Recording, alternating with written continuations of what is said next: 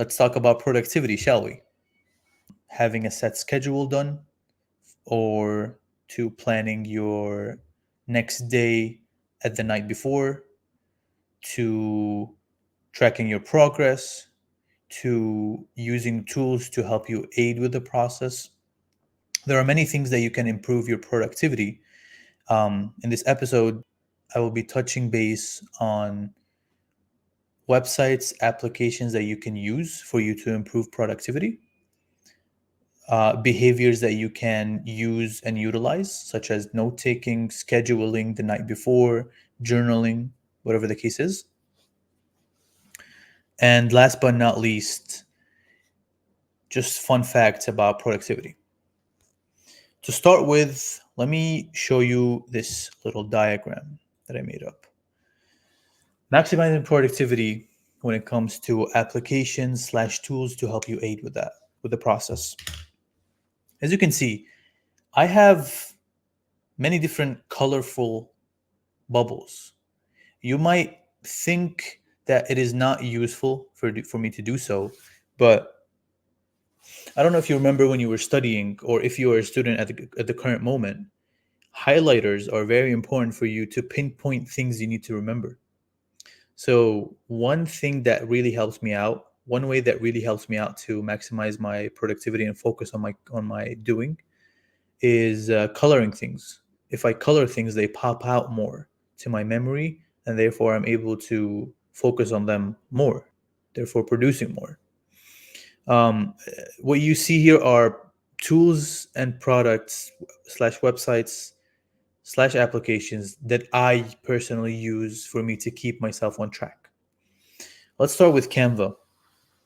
Canva is is a website that is extremely useful for anything creation wise. I actually created this diagram on Canva, and this is something that you can literally work on any type of project. This is a whiteboard that I'm working with. You can literally utilize it to do anything, note taking, diagram building, presentations, whatever the case is. And it's the beautiful thing is it's for free. There is a paid version of it, but I still have not paid a single penny for them. So you can definitely use it for free. What you see here is a whiteboard. You can literally customize it the way you want. This is a video that I'm working on for the next episode, which is tools and companions that you can use for the future. But yeah, you can literally use it and utilize it for everything. You can add brands, you can upload your own pictures, you can put elements, texts, whatever the case you want it to be. It's very useful. It also, there's like projects that saves your work.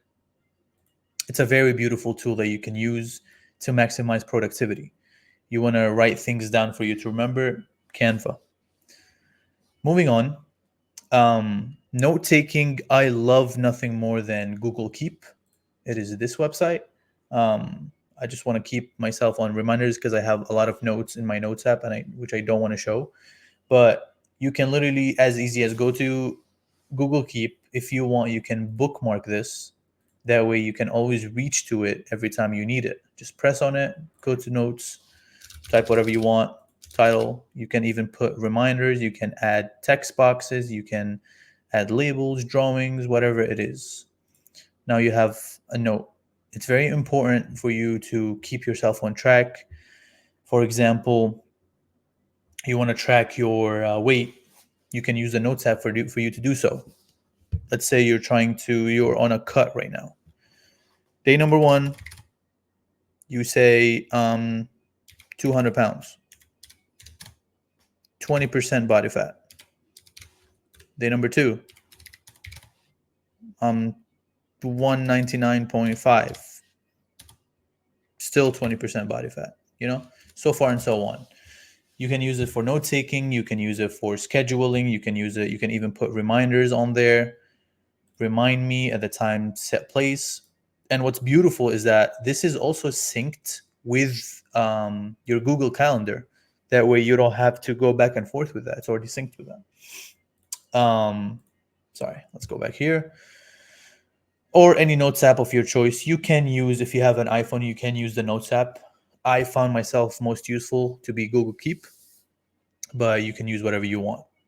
Moving on, reminders slash calendar.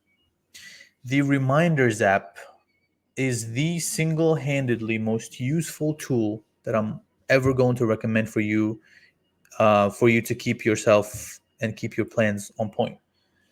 This guy over here in the corner, Reminders. Reminders is a tool, as you can see. Hopefully, you can see it properly. Yeah, you can. Um, it illustrates things. You can put reminders for, let's say, for example, you're watching a video and they're talking about a new workout plan exercise that you need to have, but you're kind of busy right now, so you don't want to get back into it. You can literally put it in your reminders. You know what's even better? You can use Siri to do so. Just hold your button, ask Siri, hey, set a reminder in 2 hours to watch a video. Okay, I added it. And then it just adds a reminder. I didn't touch the phone. I didn't do anything. I just added a reminder. In 2 hours, it's going to remind me to watch the video. I love this, and more people should use this. If you're using it, beautiful, keep doing this. If not, then I definitely recommend you use it. Calendar, same thing with calendar. Use your calendar for big meetings, for videos that you need to watch, for modules that you have to. This course, you can set it in your calendar to remind you, for example, every day to watch 3, 4 videos. So you can put it in your calendar as well. Last but not least, for you to improve productivity is journaling. Now, I personally don't like writing journaling. I don't, even though I have a pen and a paper, but I prefer to take videos as journaling. I literally prop my phone, put my camera on, and just start recording and journal my way through. Talk about my day, talk about what I expected my day to go and how it went, talk about what I disliked about the day, what I liked, talk about what I'm going to do the next day. This also comes in with just getting used to it. So, journaling is very important for you to keep your ideas and thoughts in check, as well as create ideas that you never thought that were going to be useful. But once you write them down or note them or record them, they're going to be useful for you in the near future. So, last but not least, something that I did not put here is timers. This guy, you can literally just Google timer, whatever time you want, 5 minutes. And what I use for me to keep myself most productive, I noticed that I am most productive within a 30-minute period times. So let's say I'm working on editing this video, for example. I set 30 minutes. Let's cancel that out. 30 minutes. And then I started. I start a 30-minute timer and I just forget it. I just go back to my niche. I start making my video, start editing, whatever the case is. As you can see here, it's recording. It's doing a countdown on my time. Once the 30 minutes is up, I stop it. I go for a walk. I just rejuvenate, regain my mind, so I can be mostly as much productive as I possibly can. This is also very important for people with who has ADHD, such as myself.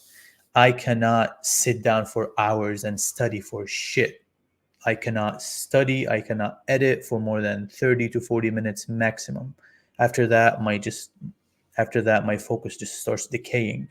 So I would rather stay fresh. The reason I can do that, the way I could do that is through 30-minute increments.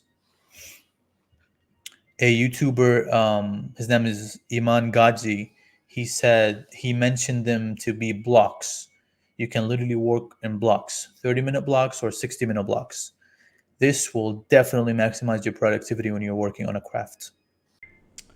One more tip for people who are easily distracted by using their phones. Setting your phone on focus mode, or also called DND, do not disturb on the iPhone, or on silence if you have an Android, it is very crucial. Now, I highly suggest you set a time every day for your phone to just set it automatically. Or if you're like me who works in 30 minutes, what I do, I simply have my phone. I have my iPhone. Every time I want to start working, I just scroll down, turn on my focus mode, and now I will not get a single notification in any of the time that I'm working with.